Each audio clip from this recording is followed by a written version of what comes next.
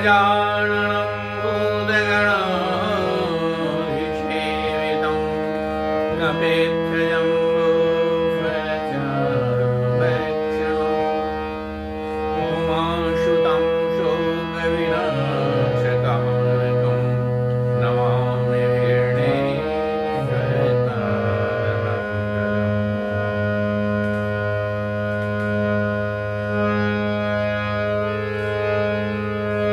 मान सहित विषय खाई के, मान सहित विषय खाई के, शंभु है जगदीश, बिना मानयं मत के, राहु हटायो शेष। आज मैं देवासुर संग्राम की कथा कहने जा रहा हूं, जो इसी कविता पर आधारित है। यह कविता महान कवि रमन जी की है। उन्होंने बड़े शॉर्ट लहजे में, बड़े संक्षिप्त लहजे में कहा है, जो मान सहित विष खाए, इज्जत के साथ और प्रार्थना के बाद भगवान भोलेनाथ ने विष का पान किया है तो वो जगदीश्वर कहलाए। और बिना मान के, अर्थात बिना निमंत्रण के और बिना बुलाए राहु ने छुप करके अमृत का पान कर लिया, तो वहां उसको अपनी शीश कटवानी हुई। आज यह देवासुर संग्राम की कथा मैं थोड़ा करना चाह रहा हूं, सुनेंगे। महाराज बलि जो था वह बहुत ही सशक्त और बलशाली था। उसने देवराज इंद्र पर अपनी सारी आसुरी सेनाओं के साथ अपने गुरु से आज्ञा लेकर, और कहें तो गुरु के बहकावे में आकर अमरावती पर चढ़ाई कर दी, अर्थात स्वर्ग पर चढ़ाई कर दी। बड़े भयंकर युद्ध हुए जिसमें इंद्र और अन्य देवता शामिल थे, जिन्होंने विभिन्न अस्त्रों एवं अनुसंधान द्वारा निर्मित अस्त्रों से पशुओं को बहुत मारा और उसका बहुत सारा संहार कर दिया। अंत में उसने राजा बलि को ही मार दिया। अब राजा बलि जो है जब मर जाता है तो गुरुदेव शुक्राचार्य बड़े दुखी होते हैं और अपनी मृत संजीवनी विद्या के प्रभाव से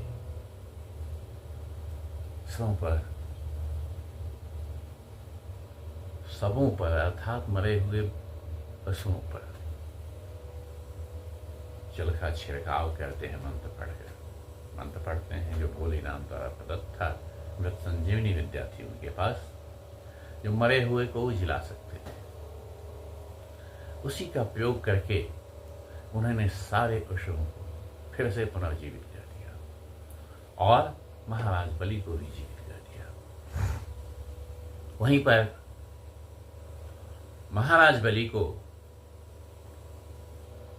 राक्षस गुरु शुक्राचार्य ने अपने तपोबल से दिव्य धनुष, दिव्य तर्कस और दिव्य रथ प्रदान किए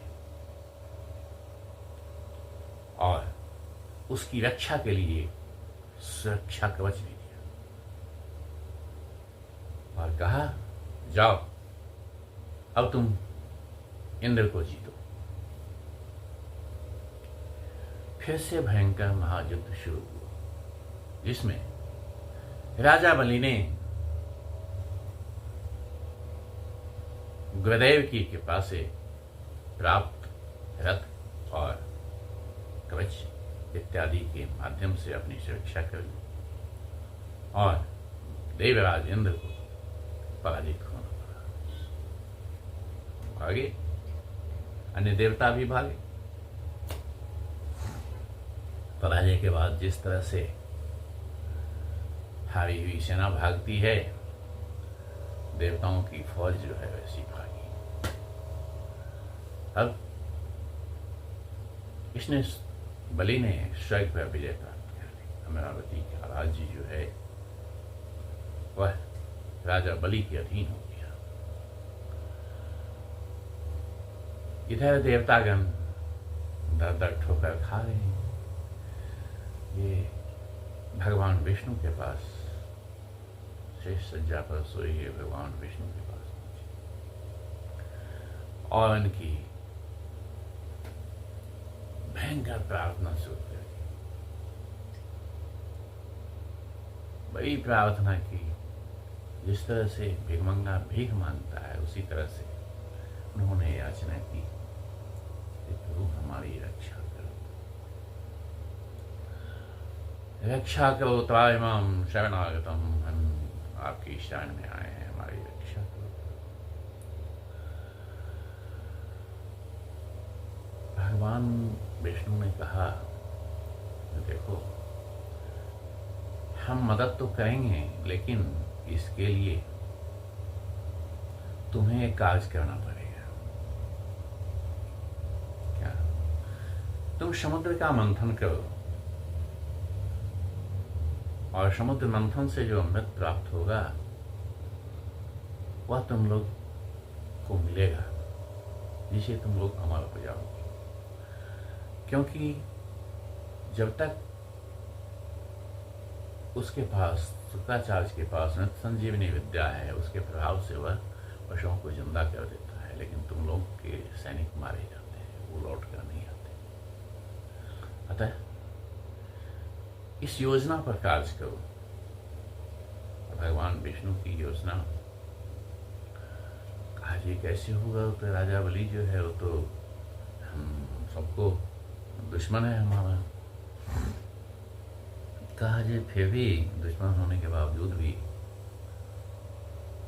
वो इस बात पर मान जाना चाहिए, तुम प्रयास करके देखो। अब देवराज इंद्र ने,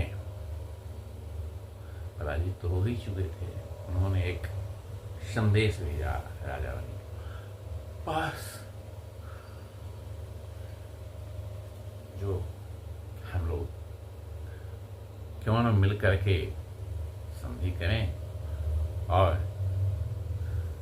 इस संधि से समुद्र का मंथन करें। समुद्र मंथन से जो चीजें प्राप्त होगी हम दोनों आपस में आधा आधा बांट लेंगे।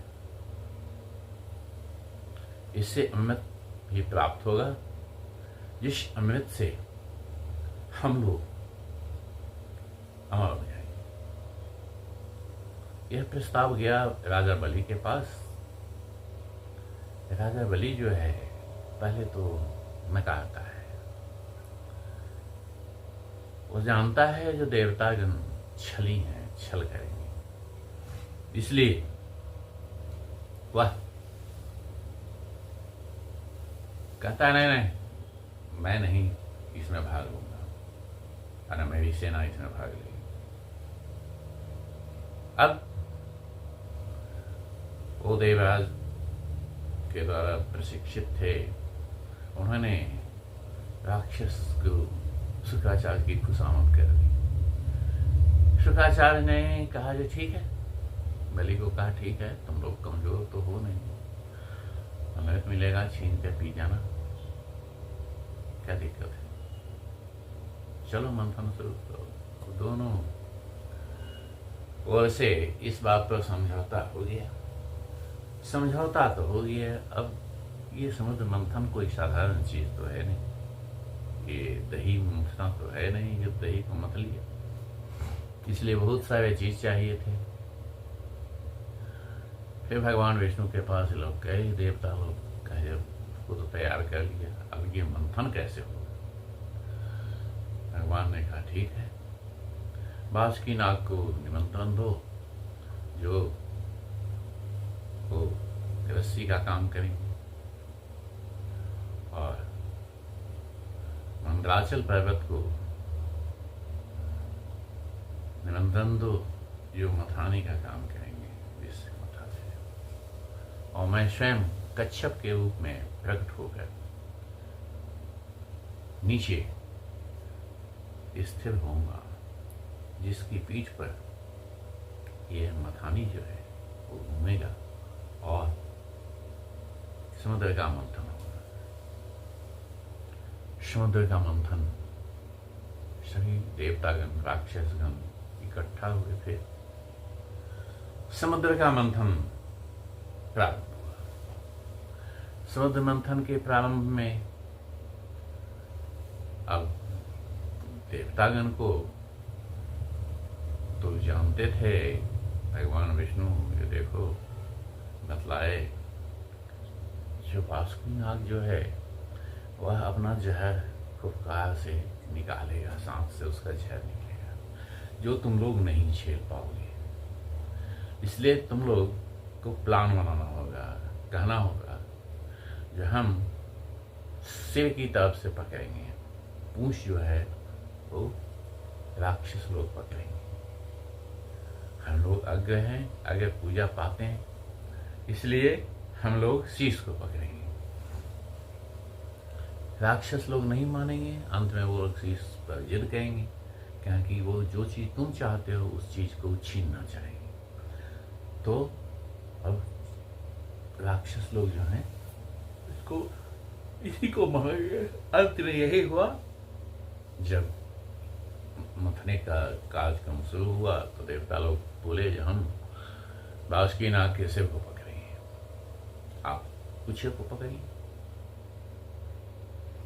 अब पुच्छी को पकड़ा तो राजा बलि स्नान का वाला था, राक्षस लोग भी स्नान वाले, तब बोला जो हम पूछ क्यों पकड़ेंगे, हम सिर पकड़ेंगे।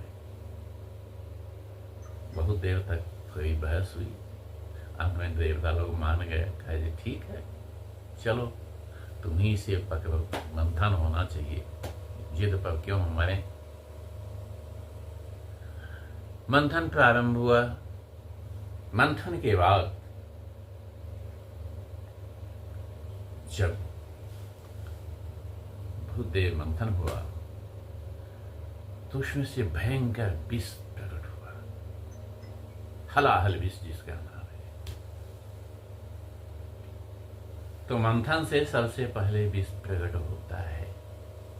चाहे आप सोचें, विचारें, स्थिर करें दिमाग को, वहां पर हम एकाग्र करें मन को, पहले पहले विष ही उत्पन्न होता है।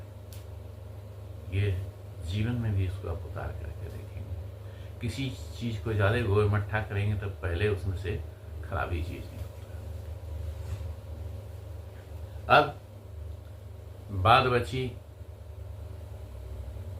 जलने लगे सब लोग उस विष के प्रभाव से। भयंकर हलाहल विष था जो तीनों लोगों में व्याप्त होने लगा। अब जलने लगे सब लोग, भागे वहां से। फिर भगवान विष्णु को पुकारा, कहा जब क्या उपाय होगा, ये तो अमृत की जगह जहर निकाल आया, अब क्या उपाय करें प्रभु बताइए, हम लोग तो जल के मर गए। अंत में भगवान विष्णु ने कहा जो हलाहल विष को धारण करने वाला सभी देवताओं में एक ही एक है, और वह कौन है? तो बाबा भोलेनाथ। जाओ उनकी शरण में, उनकी प्रार्थना करो। सभी लोग भगवान भोलेनाथ की शरण में पहुंचे, उन्होंने उनकी प्रार्थना शुरू कर दी। अब देवादिदेव भोलेनाथ और डरना नहीं है। जगत के कल्याण के लिए कहा जी ठीक है, अगर एक मेरे भी स्नान करने से विश्व का कल्याण होता है, लाओ मैं पी जाता हूं। चलो आए सागर तट पर, उन्होंने सारे विश्व हलाल विश्व को पान कर लिया, पी लिया, लेकिन थे तो बहुत सशक्त। उस विष को पीने से उनका जो गला था, चेहरा था, नीला पड़ गया। फिर उन्होंने सोचा कि अरे मेरे हृदय में तो भगवान श्री राम, विष्णु, नारायण निवास करते हैं, वो अगर नीचे गया तो फिर उनको कष्ट होगी। इसलिए उन्होंने इस विष को अपने गले तक ही रोक दिया। इसके बाद भयंकर प्यास लगी, भयंकर गर्मी हुई। उनकी शीतलता के लिए गंगा जी का धार जो है वह काम करता है। भयंकर सर्पों की माया जो है वो इसीलिए धारण कर दिए, सांप ठंडा होता है। चंदन जो विष का हरण करता है, वो शिखंड चंदन उन्होंने धारण किया और बाबा भोलेनाथ जगत कल्याण के लिए सारे विष को पिए। इसलिए यहाँ कवि रहमान जी कहते हैं, अरे मान शैत विषय खाई के, मान शैत विषय खाई के, शंभु भये जगदीश। मान सहित विष खाई के, शंभु भये जगदीश। अब दूसरी ओर चलते हैं तो समुद्र मंथन हुआ। समुद्र मंथन में बहुत सारे चीज निकले।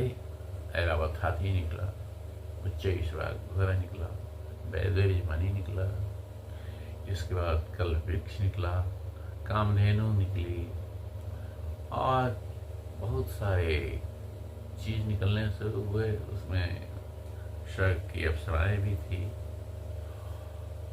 उच्चैश्वर घोड़ा को राजा बलि ने छीन लिया, राजा इंद्र ने ऐरावत हाथी लिया और कल्प वृक्ष जो है वो देवताओं के स्वर्ग में चला गया। वैदेही मणि भगवान विष्णु के पास चला गया। इस तरह से भिन्न भिन्न रत्न जो निकले,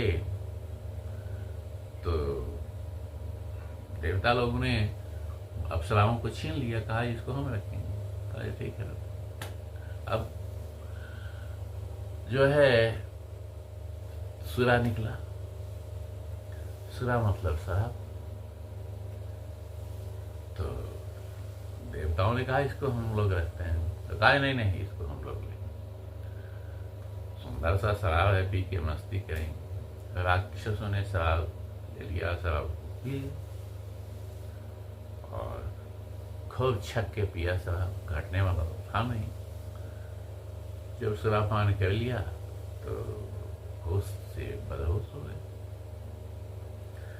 अंत में और मथने लगे। मथते मथते धन्वंतरी वैद्य जो हैं, उससे पहले माँ लक्ष्मी निकली तो भगवान विष्णु के पास चले गए। अंत में धन्वंतरी वैद्य जो हैं वो कलश में अमृत लेकर निकले और राक्षस टूट पड़े। भगवान विष्णु ने सोचा ये तो बड़ा मुश्किल हो जाएगा, अगर राक्षस लोग अमृत का पान कर लेंगे तो मरेंगे नहीं, और मरेंगे नहीं तो दुनिया में उत्पात सिर्फ मचाते रहेंगे। ये दुनिया जो है वो चलने के नाम पर बिगड़ जाएगी, धर्म का नाम निशान मिट जाएगा। उन्होंने बड़े सुंदर माया से विश्व मोहिनी का रूप पकड़ा है। इतना सुंदर रूप पकड़ा है जो कोई भी मोहित हो जाएगा। इसी पर भगवान विश्व मोहिनी जो है उसके चक्कर में शंकर जी भी फंस चुके हैं। जब भस्मा ने तपस्या करके उनको डराया है जलाने के लिए, भाग करके वो छुपते हैं, तो भगवान विष्णु बचाने के लिए उनको विश्व मोहिनी का रूप ही पकड़ करके आते हैं और कहते हैं भस्मा से, अरे भस्मा, भस्मा ने भारी तप किया, वरदान पा लिया, वो ऐसा वर मांगा कि जो चाहे सो कर डाले, दे जिसके सर पे हाथ भस्मा भस्म कर डाले। अब नारद जी देख करके तो चकित थे, सोचे जी साला ऐसा वरदान मांग लिया है जो फिर कहना ही क्या है, जहां तहां उत्पात ही करे। उसने कहा जाए, समझाया भस्मा, देखो ये परीक्षण इसका कर लो। तो वो भी सोचा ठीक है, ठीक बोल रहा है, जो वरदान दिया है उसके माथे पर हाथ रख के देखो तो। अब भस्मा जो है कहा जाए ठीक है, वो आया भोले बाबू को चला नहीं। अब भोले भागे, भागते भागते जाके गुफा के खोह में वो छिप गए। भगवान विष्णु वहीं आते हैं, विश्व मोहिनी का रूप धारण करते हैं और भस्मा से कहते हैं, अरे भस्मा कहाँ जा रहे हो, इधर उधर कहाँ? वो देख के ही दंग रह गया, मोहित हो गया और कहा भगवान ने, एक नाच दिखा दो, मैं तेरे साथ रहूँ, हाँ तेरे से शादी कर लो। अब भस्मा नाचने लगा भगवान विष्णु के साथ। अब डांस जब शुरू हुआ तो अपना सुर वो खो बैठा। एक तो मोहित हो चुका था, दूसरा उसकी मति जो है वो भ्रमित हो गई। नाचते नाचते वो जैसे जैसे नाच रहे थे, भगवान विष्णु ने मोहिनी रूप ने अपने सर पर हाथ रखा, दाहिना हाथ रखा, वो भी अपना सर पर दाहिने हाथ जैसे ही रखा, सर पे रखा हाथ भस्मा भस्म हो गया। तो ही विश्व मोहिनी रूप यहां धारण करते हैं जो जगत को मोह सकता है। शंकर भगवान ही वहां मोहित होते हैं।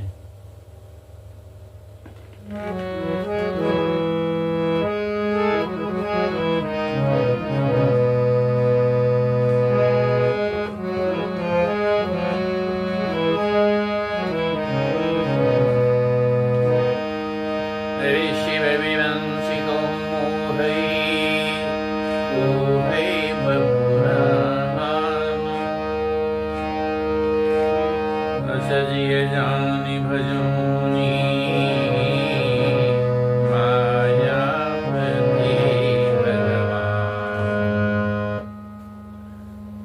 भगवान। शिव और विरंची तक को मोहित करने वाला है, तो दूसरा कौन बचता है? सब मोहित हो गए राक्षस। इसमें एक राक्षस जो है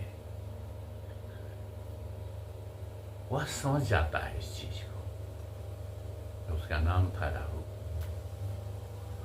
अब राहु जो है वह छुप करके देवताओं के भीड़ में भेष बदल कर घुस जाता है और वह सूर्य और चंद्र के बीच में आ जाता है।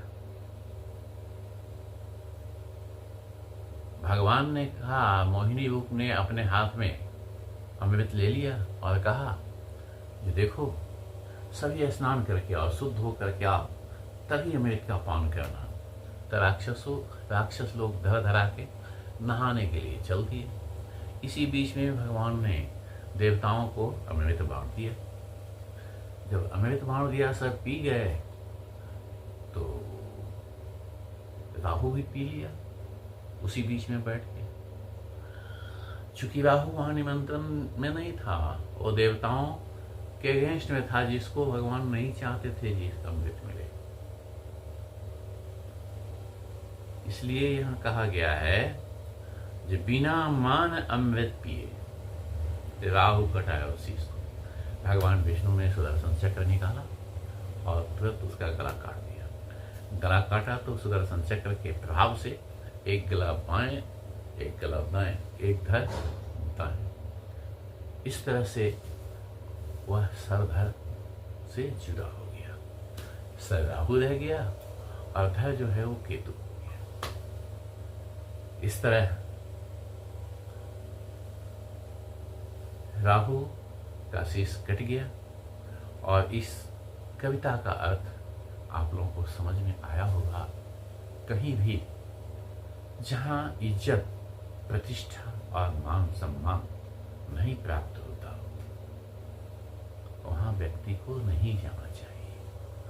और बिना बुलाए अगर आप कहीं जाते हैं, बिना मांग, तो बुलाहट नहीं तो इज्जत कहां से होगी। बिना मांग अमृत भी अगर आप पीते हैं बिना बुलाए हुए तो राहु कटाए उसी की हालत होगी।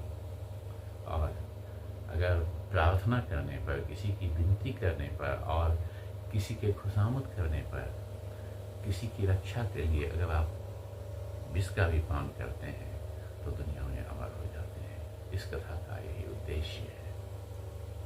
जय श्री राम।